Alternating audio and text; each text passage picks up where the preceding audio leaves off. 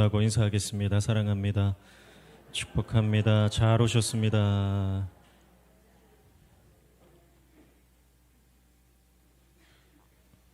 지난 주간 우리는 추수감사절을 보내면서 감사는 행위가 아니라 존재 그 자체다, 본질이다, 그런 말씀을 함께 나눴고, 한 주간 동안 하나님 앞에 감사의 제목들을 발견하고 찾는 시간들을 가졌을 것이라 생각을 합니다.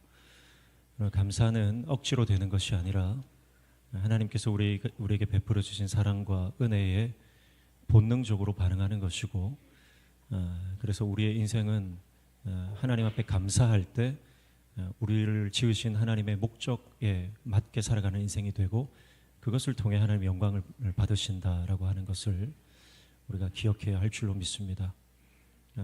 연말이 다가오는데 한 해를 마무리하는 이 시점에서 더 많이 감사하시고, 그 감사로 인해 하나님의 영광 받으시는 일들이 우리의 삶에 계속해서 넘치시기를 주님의 이름으로 축복합니다.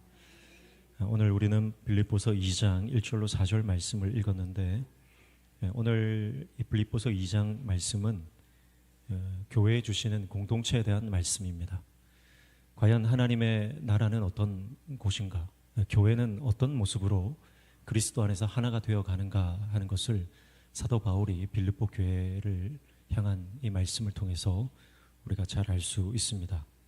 결국 복음에 합당한 공동체의 삶이라고 하는 것은 같은 마음과 같은 뜻을 품고 자기를 드러내기보다 자기 부인하고 남을 나보다 낮게 여기면서 그리스도 안에서 하나 되어져 가는 것, 그것을 말씀을 하고 있습니다. 그래서 교회는요, 세상의 어떤 단체와도 다른 것입니다. 교회는 세상의 어떤 공동체와 다른 거예요. 그래서 교회는 생명의 공동체인 줄로 믿습니다. 교회는 생명이 있는 겁니다. 왜냐하면 예수 그리스도의 몸된 교회이기 때문에, 십자가로 세워진 교회이기 때문에 이 안에는 복음의 능력이 있습니다. 그래서 그 복음의 능력이 생명력이 되어서 이 공동체에 들어오는 자들마다 정말 생명을 얻고 회복되어지는 역사들이 일어나게 될 줄로 믿습니다. 그래서 가장 닮은 것이 바로 가정이죠. 그래서 교회와 가정은 하나라고 볼 수 있습니다. 오늘 짧은 구절이지만 이 말씀을 통해서 우리 교회에게 주시는 하나님의 뜻을 잠시 나누고자 합니다. 먼저 1절 보시면, 그러므로 그리스도 안에 무슨 권면이나 사랑의 무슨 위로나 성령의 무슨 교제나 긍휼이나 자비가 있거든, 그렇게 말씀을 합니다. 1절은 그리스도인들이 교회 안에서 행해야 하는, 지켜야 하는 4가지 덕목에 대해서 말씀을 하고 있습니다. 이런 일들은 교회에서 계속 일어나는 것입니다. 그 첫 번째가 뭡니까? 바로 권면입니다. 권면. 권면이라고 하는 것은 국어 사전적인 의미로 보면 용기를 주는 거예요. 힘을 북돋아주고 용기를 주는 것, 그게 권면입니다. 영어 성경에도 보니까 용기를 준다, 그렇게 돼 있어요. 원어적으로는 이 파라클레시스라고 하는 권면이라는 것은 곁으로 부른다는 뜻이 있습니다. 곁으로 부른다.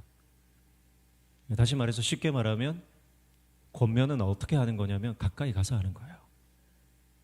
다시 말하면 우리가 내 옆에 있는 지체에게 힘을 주고 용기를 주고 다시 살아갈 힘을 줄 수 있는 것은 멀리서 되지 않는다는 겁니다. 가까이서 된다는 거예요. 함께 해야 한다는 것입니다.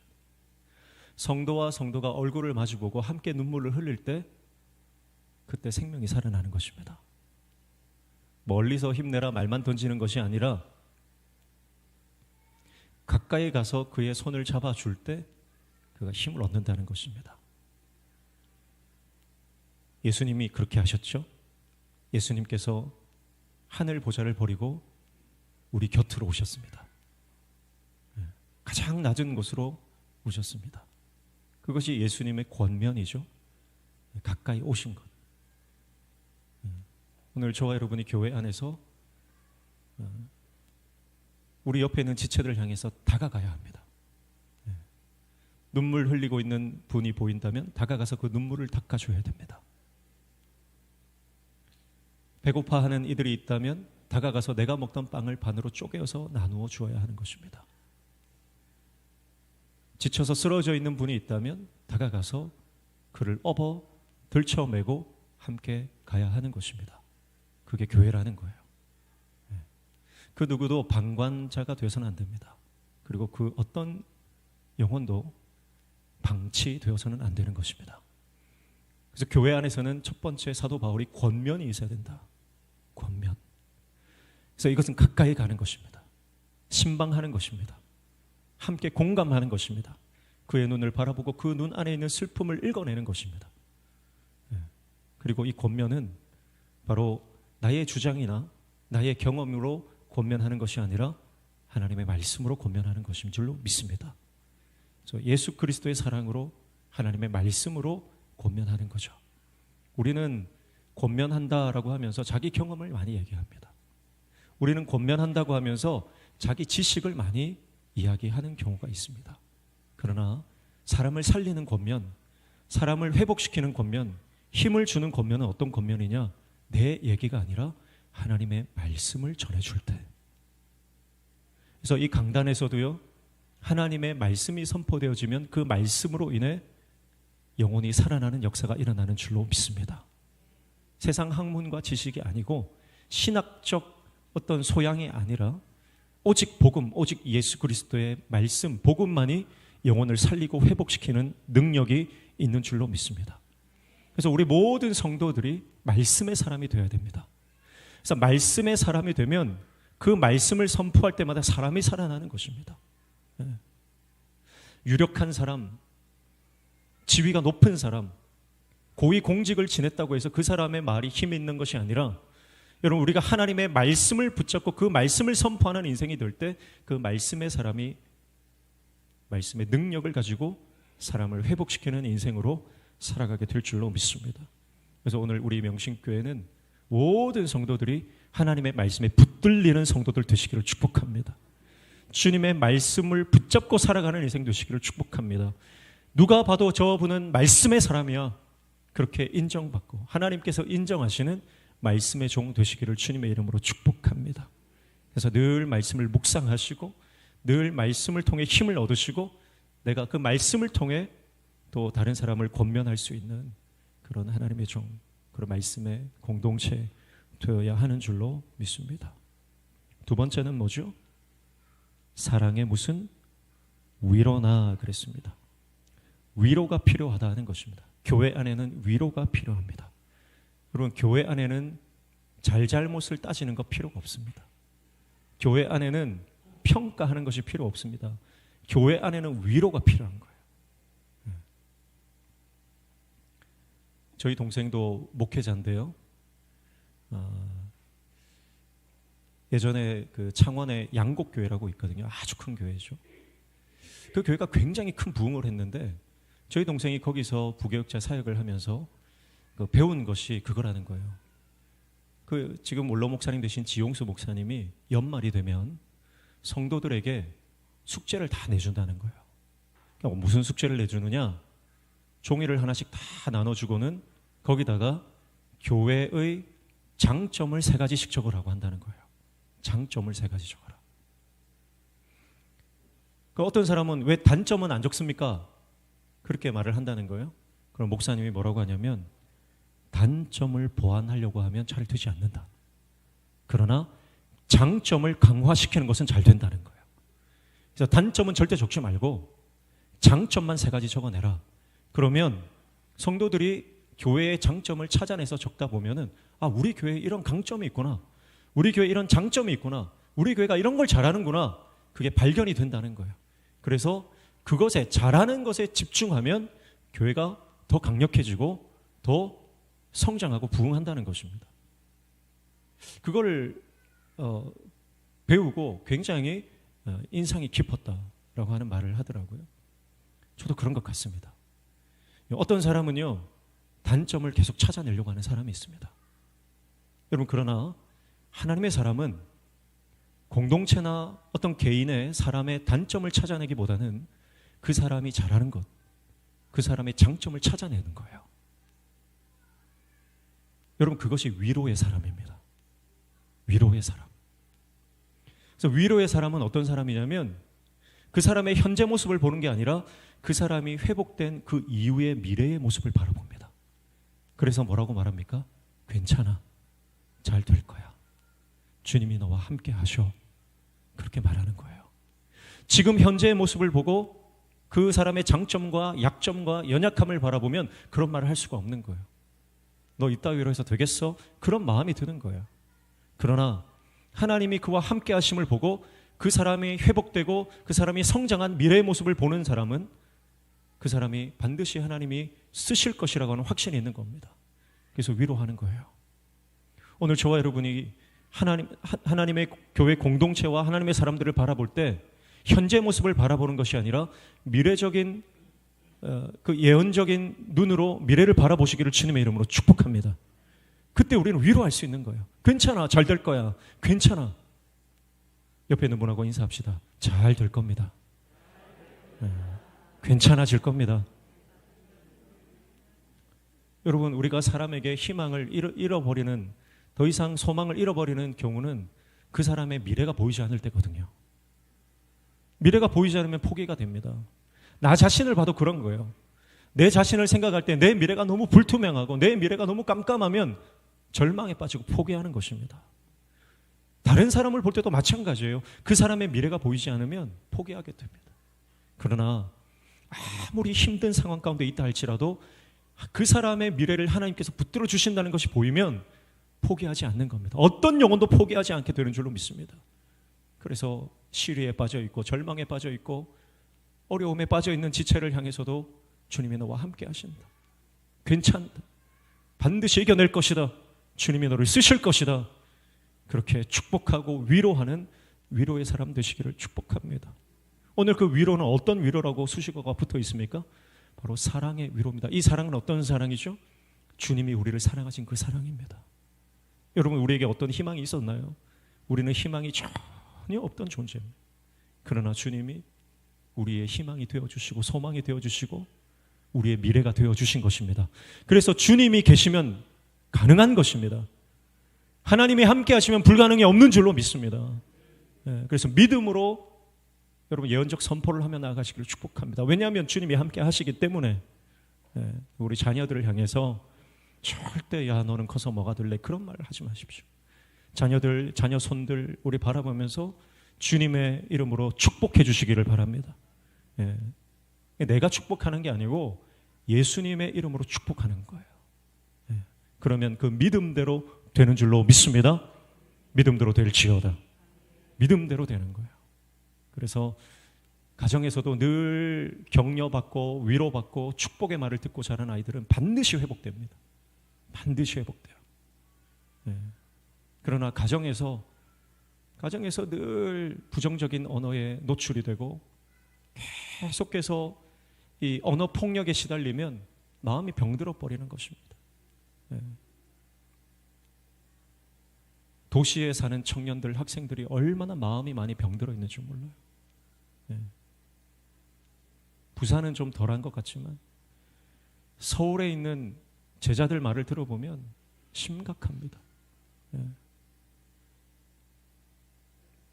정말 닭장 같은 곳에서 빽빽하게 들어차서 숨 쉴 공간도 없는 그 아이들이 정말 마음이 얼마나 병들어 가는지 몰라요. 숨 쉴 곳을 찾아 헤매는 것입니다. 여러분, 우리 주위에도 그런 아이들이 많을 수 있어요. 여러분, 교회에 나오면 그 아이들이 위로받는 역사가 일어나기를 바랍니다. 저와 여러분이 그 아이들을 위로하고 시대에 빠져있는 우리 지체들을 위로하고 격려할 때 여러분 그들이 회복되어지는 역사가 일어나게 되는 줄로 믿습니다. 이 그리스도께서 교회를 사랑하신 것처럼 연약한 형제 자매들을 위로하고 그들에게 새 힘을 주는 저와 여러분 되시기를 축복합니다.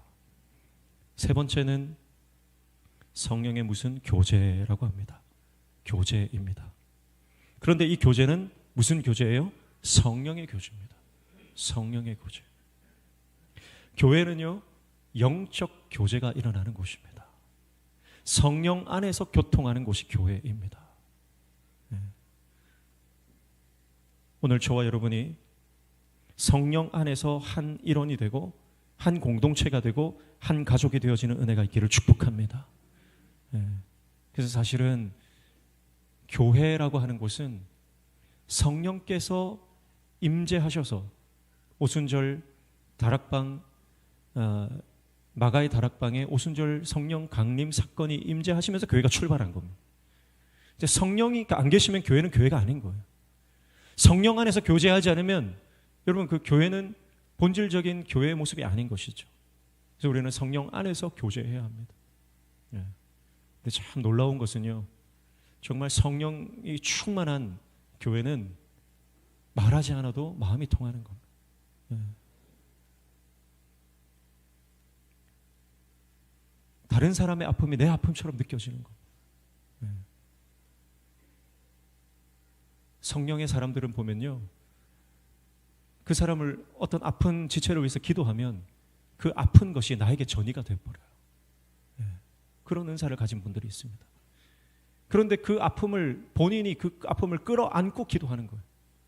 예. 성령 안에서는 너와 내가 아니라 성령 안에서는 온전한 하나가 되는 것입니다.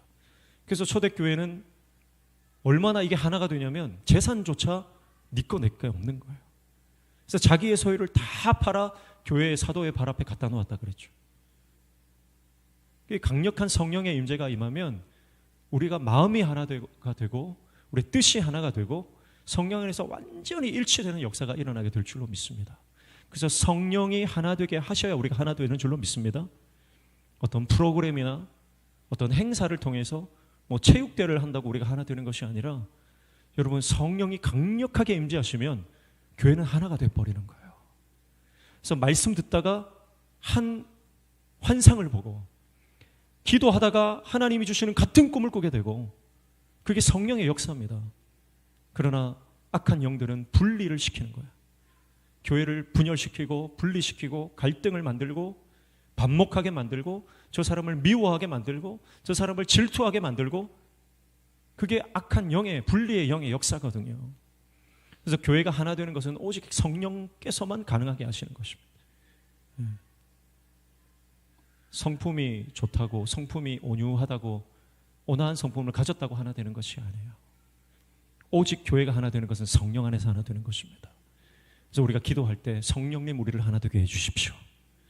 분리의 영들은 떠나가게 해주십시오.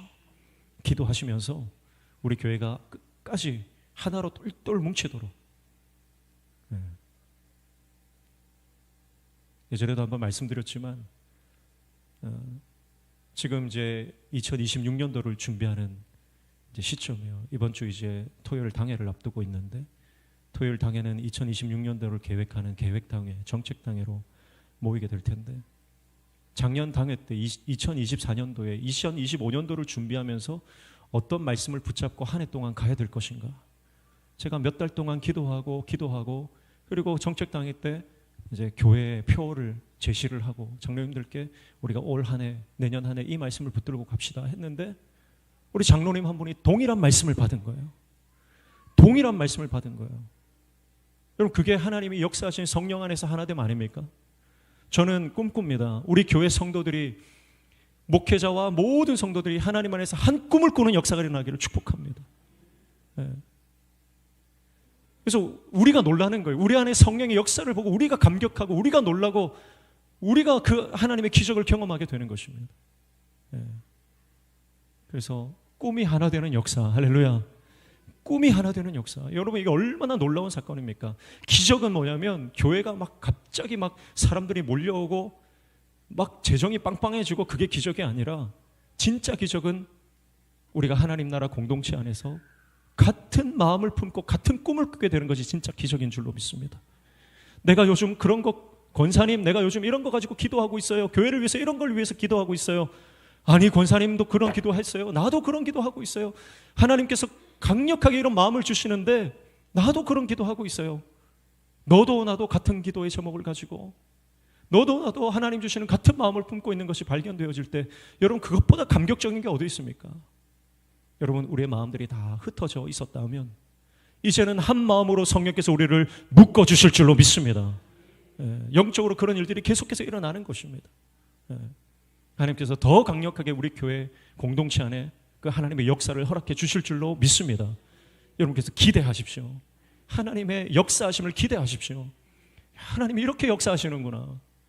우리 공동체를 이렇게 하나님 우리를 사랑하시는구나. 그래서 우리를 쓰시겠구나. 예. 축복합니다. 예.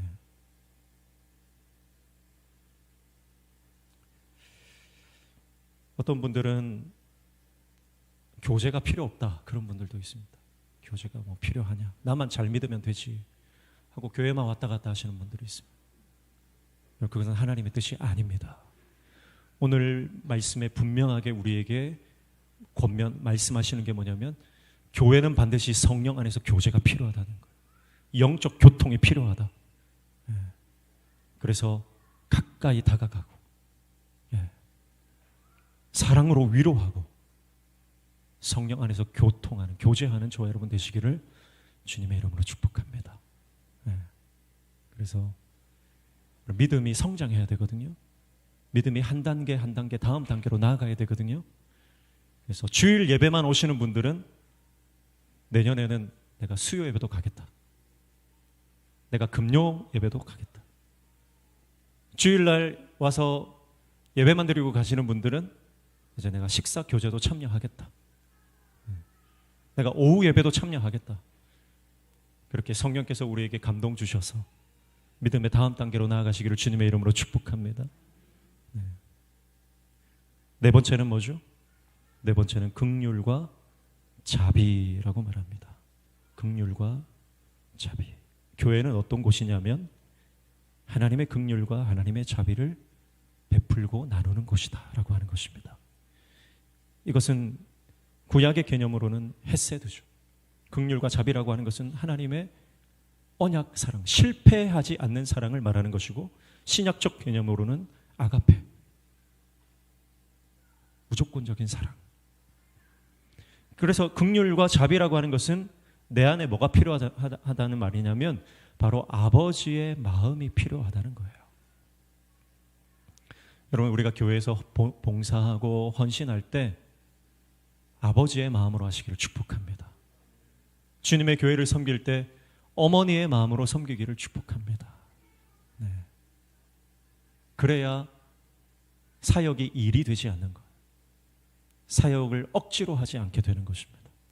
내가 아버지의 마음을 품고 어머니의 마음을 품고 주님의 교회를 돌아볼 때 하나님께서 우리를 통해 하나님의 긍휼과 자비가 공동체 안에 흘러가게 하시는 은혜를 허락해 주시는 줄로 믿습니다.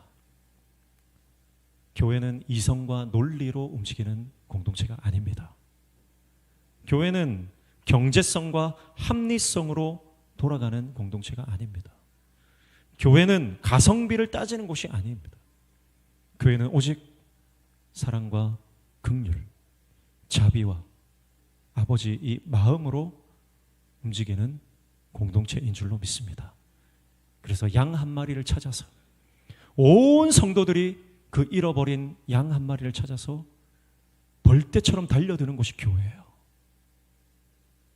죽든지 말든지 내버려 두는 것이 아닙니다. 교회는 죽어가는 한 사람이 보인다면 정말 온 성도들이 벌떼처럼 달려들고 위에서 축복하고 위에서 기도하고 내 생명을 나누어 주는 것. 내 생명을 절반 떼어서 그 사람이 살아갈 수 있다면, 여러분, 그래서 우리 주위에도 자신의 장기를 떼어서 이식해 주는 분들이 있지 않습니까? 누가 그렇게 할 수 있습니까? 누가 그렇게 하죠? 가족만 그렇게 할 수 있어요. 사랑하는 사람만 그렇게 할 수 있어요. 여러분, 오늘 저는 여러분에게, 우리 성도님들에게 한 가지 도전을 하고 싶습니다. 그것은 바로 영적 장기 이식자가 되라는 것입니다. 내가 내 생명을 절반 떼어서 그 사람이 살 수 있다면 하나님, 내가 기꺼이 나의 생명을 떼어서 그에게 나눠주겠습니다. 여러분, 그것이 교회 공동체의 모습이라고 하는 것입니다. 그래서 1절에는 그리스도인들이 교회 안에서 지켜야 할, 반드시 수행해야 할 네 가지 덕목에 대해서 말씀을 합니다. 그리고 2절에 보시면 이렇게 말씀하죠. 마음을 같이하여 같은 사랑을 가지고 뜻을 합하여 한 마음을 품어, 그렇게 말씀을 합니다. 마음을 같이 하라고 하는 것과 그리고 뜻을 합하고 한 마음을 품어라고 하는 것은 같은 말입니다. 같은 말을 2번 반복해도 이거는 대단히 강조하는 것인데 3번 반복하는 것은 무슨 말이에요? 이거는 강조 중에 강조입니다. 교회가 가장 붙들어야 하는 것, 교회가 추구해야 하는 것이 바로 하나님 안에서 한 마음이 되어야 한다는 것입니다. 그런데 마음을 같이 한다라고 하는 것을 더 풀어서 말하면 이것은 생각이 하나 되는 것입니다. 생각이 하나 되는 것입니다. 여러분, 저와 여러분의 생각이 하나 되시기를 축복합니다. 각자 같은 부부도, 한 침대에서 자는 부부도 생각이 다르면 그 부부는 동상이몽이죠. 생각이 같아야 되는 것입니다. 그리고 뒤에 나오는 뜻을 합한다라고 하는 것은 이 뜻을 합한다. 그것은 원어적으로 보니까 이게 스피릿, 영적으로 하나가 된다는 것입니다. 성령이 우리의 생각을 일치하게 하시는 줄로 믿습니다. 그리고 뒤에 나오는 한 마음을 품는다라고 하는 것은 목적이 하나가 된다는 뜻이에요. 목적이 하나가 된다.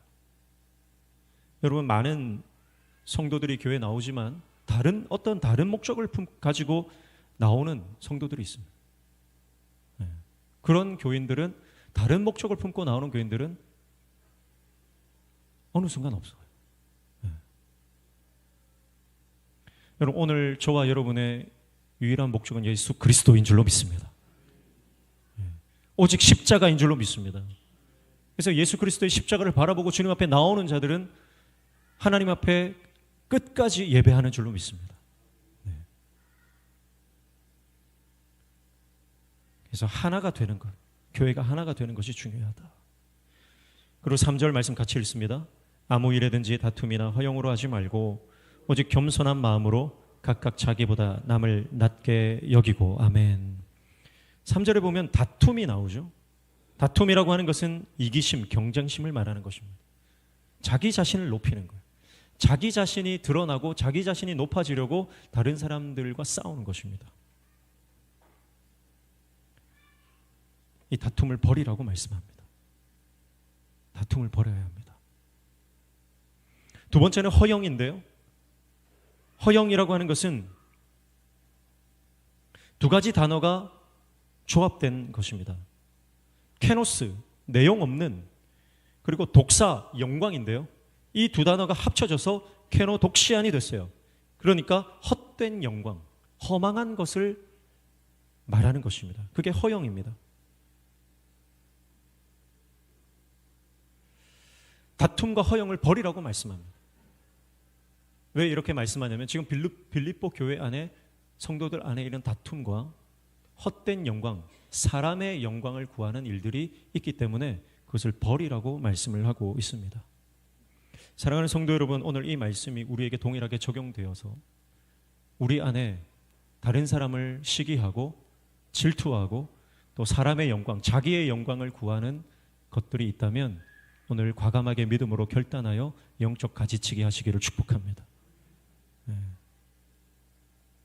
이거는 회개해야 될 문제죠. 내 안에 다른 지체를 질투하고 그 사람보다 내가 더 높아지고자 하는 마음이 있는 것이 여러분 발견이 된다면, 다른 사람은 몰라도 하나님은 아시거든요. 그래서 하나님 앞에 회개하고 모든 다툼과 허영을 주님 앞에, 십자가 앞에 다 내려놓으시기를 축복합니다. 버리라고 하는 거 2가지예요. 다툼과 허영이에요. 그리고 취하라고 말씀하신 게 있습니다. 그게 뭐죠? 겸손한 마음입니다. 겸손한 마음.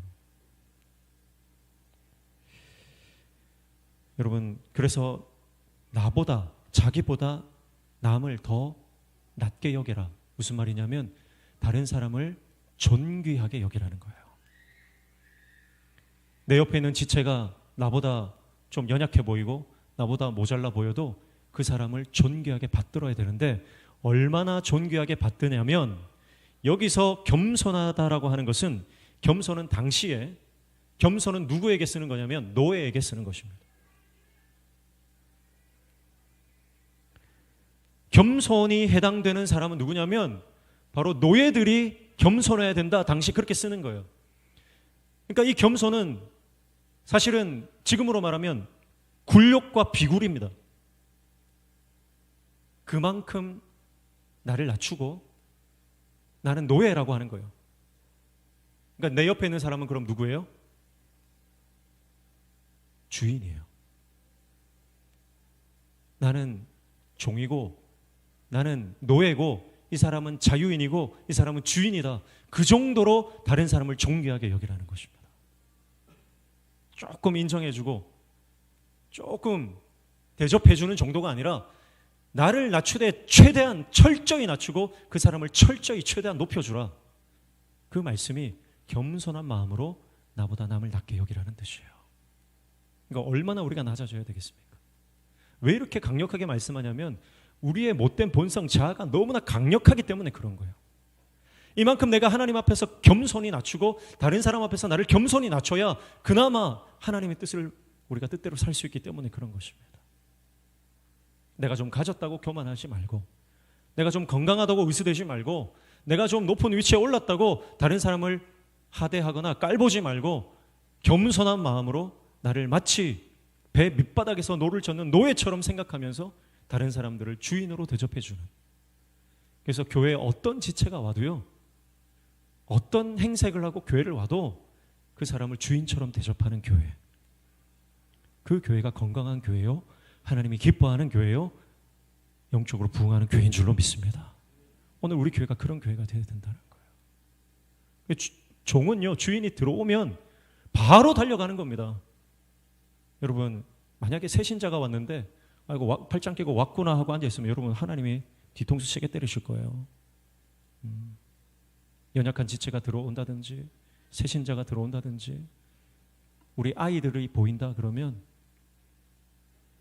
주인을 보듯이 달려가서 섬기시기를 축복합니다. 그게 겸손한 마음으로 남을 낮게 여기는 것입니다.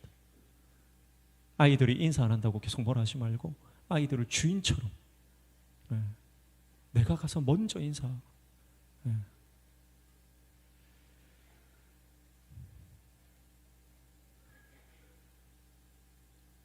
성령의 사람은 다른 사람의 말에 귀를 기울입니다.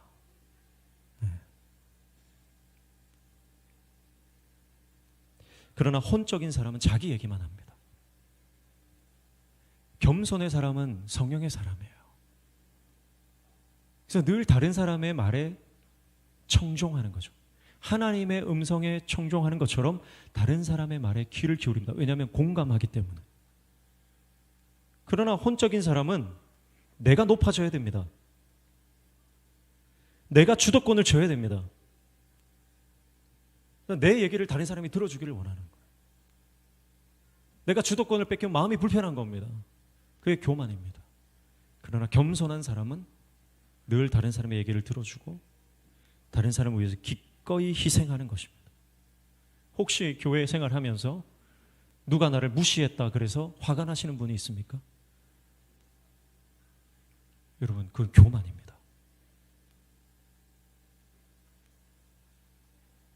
혹시 다른 사람은 2개 받았는데 나는 1개밖에 못 받았다고 마음이 불편한 분이 있습니까? 그것도 교만입니다. 나는 하나밖에 못 받았는데 나는 떡을 하나밖에 못 받았는데 저분은 떡을 2개 받았네. 야, 잘 됐다. 저분이 많이 배가 고프실 텐데. 잘 됐다. 식당에 배식을 할 때 어떤 분은 이 동그랑땡을 2개 받았는데 나는 하나밖에 못 받았다. 그러면 막 화를 내고 막 싸우시는 분들이 있습니까? 그 교만입니다. 하나 더 먹고 싶으면은 정중히 하나만 더 주십시오. 이렇게 하십니다. 왜 저 권사님은 2개 주고 나는 하나밖에 안 주냐고 그렇게 싸우지 마시고, 여러분, 겸손히 나보다 남을 낮게 여기는 하나님의 종 되시기를 축복합니다. 4절 말씀 봅니다. 같이 읽습니다. 각각 자기 일을 돌볼 뿐더러 또한 각각 다른 사람들의 일을 돌보아 나의 기쁨을 충만하게 하라. 아멘. 자기의 일을 돌볼 뿐더러, 자, 자기 일만 돌보지 말고 다른 사람들의 필요도 돌아보라, 그렇게 말씀을 하죠. 돌아본다라고 하는 것은 관심을 가진다는 것입니다. 그러니까 자기 관심사에만 집중하지 말고 다른 사람이 뭐가 필요한지 다른 사람의 관심을 돌아보는 그 말씀을 하고 있습니다. 자, 그래서 나의 기쁨을 충만하게 하라 그렇게 말씀을 하는데, 이 나의 기쁨을 충만하게 하라라고 하는 것은 원래는 2절에 나오는 말이에요. 2절 맨 처음에 나오는 말이에요. 그래서 기쁨을 충만하게 하기 위해서 마음을 같이하고 다툼과 허영을 버리고 겸손한 마음으로 남을 낮게 여기고 자기의 관심사뿐만 아니라 남의 관심사를 다 돌아보라 이렇게 말하는 거거든요. 이 말이 무슨 말이냐면 기쁨, 이 기쁨이라고 하는 것은 감정이 아니라 하나님의 말씀에 순종한 결과다라고 하는 것입니다. 다시 말씀드립니다. 여러분, 우리 안에 기쁨은요, 감정이 아니라 하나님의 말씀에 순종해서 오는 결과적 기쁨입니다. 그래서 나의 기쁨을 충만하게 하기 위해서 하나님의 말씀에 순종하되 교회가 하나됨을 힘쓰고 나보다 남을 낮게 여기고 서로 돌아보고 그렇게 말씀을 하고 있는 것입니다. 사랑하는 성도 여러분, 희생하면 힘들 것 같습니다. 그런데 오늘 사도 바울은 그렇게 말하지 않습니다. 희생하면 기쁨이 온다는 것입니다. 다른 사람의 내 관심을 뒤로 젖혀놓고 다른 사람의 관심을 내가 돌아보면 나는 힘들 것 같지만 아니요, 오히려 하늘의 기쁨이 몰려온다 그렇게 말씀을 합니다. 교만을 버리고 겸손히 행하면 십자가를 지는 고통스러운 시간들이 찾아올 것 같지만 아니요, 십자가를 지면 오히려 하늘의 기쁨이 우리 가운데 샘솟듯이 솟아난다 그렇게 말씀을 하고 있는 것입니다. 사랑하는 성도 여러분, 이 세상의 기쁨이 아니라 세상이 빼앗지 못하는 하늘의 기쁨을 날마다 누리는 하나님의 종들 되시기를 축복합니다. 그러기 위해서 우리는 어떻게 해야 됩니까? 오늘 우리에게 주시는 성도들이 교회 안에서 어떻게 교회를 섬기고 성도를 돌아봐야 하는지 이 말씀을 기억하시고 이 말씀대로 한 구절 한 구절 순종하며 나아갈 때 여러분의 심령 안에, 우리의 심령 안에 놀라운 기쁨이 넘치게 되는 역사가 일어나게 될 줄로 믿습니다.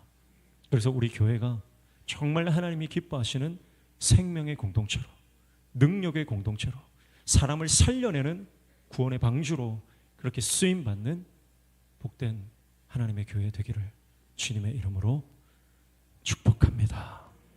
하나님 아버지, 우리의 교회가 복음에 합당한 공동체로 날마다 성장하고 회복되고 우리 공동체에 온 모든 이들이 하나님 안에서 회복되어지는 정말 사랑받고 존경받고 인정받고 존중받아 그들의 심령들이 회복되고 복음 안에서 하나님의 구원을 경험하는 역사들이 일어나게 도와 주시옵소서. 우리를 그렇게 사용하여 주시옵소서. 예수님의 이름으로 기도하옵나이다. 아멘.